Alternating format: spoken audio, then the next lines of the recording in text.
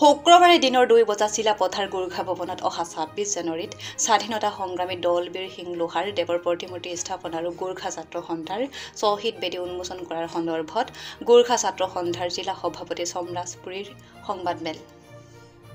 উল্লেখ্য যে গোৰ্খা ছাত্ৰ সন্থাৰ জিলা সভাপতি সমৰাজপুৰীয়ে সম্বোধন কৰা সংবাদমেলত ভাৰতীয় কামি উন্নয়ন পৰিষদৰ আৰু গোৰ্খা ছাত্ৰ সন্থাৰ ধেমাজি জিলা সমিতিৰ সহযোগত স্বাধীনতা সংগ্ৰামী দলবীৰ সিং লোহাৰ দেৱৰ প্ৰতিমূৰ্তিও সদৌ অসম গোৰ্খা ছাত্ৰ সন্থাৰ শ্বহীদ বেদী উন্মোচন কৰাৰ সন্দৰ্ভত বক্তব্য ৰাখে আৰু উক্ত অনুষ্ঠানত অসমৰ মুখ্যমন্ত্ৰী মন্ত্ৰী বিভিন্ন ৰাজনৈতিক অৰাজনৈতিক দল সংগঠনৰ নেতৃবৰ্গ উপস্থিত থকাৰ কথা উল্লেখ কৰে আৰু উক্ত অনুষ্ঠানৰ বাবে সকলোৰে সহায় সহযোগিতা কামনা কৰে। সকলো নমস্কাৰ। সকলো অসমবাসী ৰাইজলৈ আমি আগন্তুক ভোগালী বিহু শুভেচ্ছা জ্ঞাপন কৰিছোঁ আৰু লগতে নৱবৰ্ষৰ আমি শুভেচ্ছা জ্ঞাপন কৰিছোঁ। অহা 26 জানুৱাৰীৰ দিনা সদৌ অসম গোৰ্খা ছাত্ৰ সন্থা ধেমাজি জিলা সমিতিৰ মুখ্য কাৰ্যালয় প্ৰাংগণত স্বাধীনতা সংগ্ৰামী দলবীৰ সিং লোহাৰ দেৱৰ প্ৰতিমূৰ্তিৰ লগতে সদৌ অসম গোৰ্খা ছাত্ৰ সন্থাৰ শ্বহীদ বেদী উন্মোচনী বাবে এখনি আমি কাৰ্যসূচী এখনি গ্ৰহণ কৰিছোঁ। আমি আমাৰ ভাৰতীয় কামি উন্নয়ন পৰিষদ অসম ৰাজ্যিক সমিতিৰ উদ্যোগত আৰু সদৌ অসম গোৰ্খা ছাত্ৰ সন্থা ধেমাজি জিলা সমিতিৰ সহযোগত অনুষ্ঠিত হ'ব লগা এই উন্মোচনী সভাত আমি সকলো ৰাইজৰ সহযোগিতা আমি কামনা কৰিছোঁ। উক্ত অনুষ্ঠানত আমি সকলো জনগোষ্ঠীয় ছাত্ৰ সংগঠনসমূহ নেতৃবৃন্দক আমি তাত নিমন্ত্ৰণ জনাম। লগতে উক্ত কাৰ্যসূচীত আমি চৰকাৰী পক্ষৰ পৰা আমি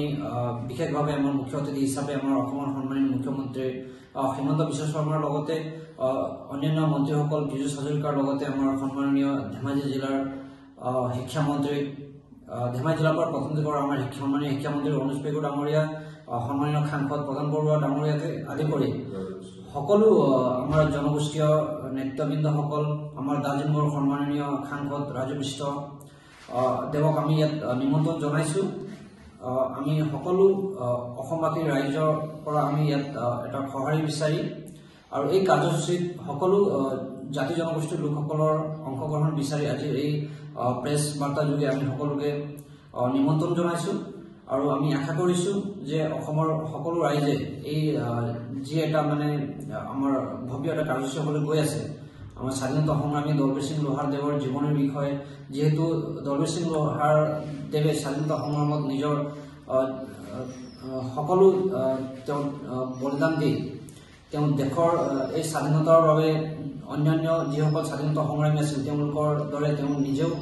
কাৰাবাস খাটি হওক বা বিভিন্ন ধৰণৰ ব্ৰিটিছৰ অত্যাচাৰ সহ্য কৰি তেখেতে যি এটা অৱদান আগবঢ়াই গৈছে অসমৰ বাবে বা অসমীয়াৰ বাবে, এই গোটেই অৱদানক আমি সোঁৱৰি এই কাৰ্যসূচী আমি গ্ৰহণ কৰিছোঁ আৰু সেয়ে সকলো ৰাইজক এই কাৰ্যসূচীত উপস্থিত থাকিবলৈ আমি সদৌ অসম গোৰ্খা ছাত্ৰ সন্থা ধেমাজি জিলা সমিতিৰ লগতে ভাৰতীয় কামি উন্নয়ন পৰিষদ অসম ৰাজ্যিক সমিতি আৰু লগতে এই যিটো কাৰ্যসূচী হ'বলৈ গৈ আছে এই কাৰ্যসূচীত আমি এখনি আদৰণি সমিতি আমি গঠন কৰিছোঁ। এই আদৰণি সমিতিৰ সন্মানীয় সভাপতি হিচাপে আমাৰ জোনাই বিধানসভাৰ সন্মানীয় সভাপতি ভুৱন পেগুদেৱক আমি তেওঁ কাৰ্যসূচী এই আমাৰ আদৰণি সমিতিৰ সভাপতি ৰূপে তেওঁ আছে আৰু লগতে কাৰ্যকৰী সভাপতি ৰূপে আমাৰ মানিনপুৰ গাঁও পঞ্চায়তৰ আমাৰ সন্মানীয় সদস্য শিৱৰায় দেৱ কাৰ্যকৰী সভাপতি ৰূপে আছে আৰু লগতে অসম গোৰ্খা সন্মান ধেমাজি জিলা সমিতিৰ প্ৰাক্তন মূল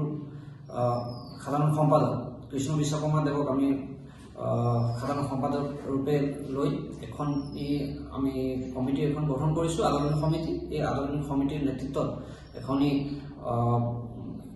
কাৰ্যসূচী আমি গ্ৰহণ কৰিবলৈ গৈ আছোঁ। সেই সকলো কাৰ্যসূচীত সকলো উপস্থিতি কামনা কৰি আজিৰ এই প্ৰেছ বাৰ্তা যোগে আমি সকলোকে ইয়াত উপস্থিত থাকিবলৈ আহ্বান জনাইছোঁ। ধন্যবাদ।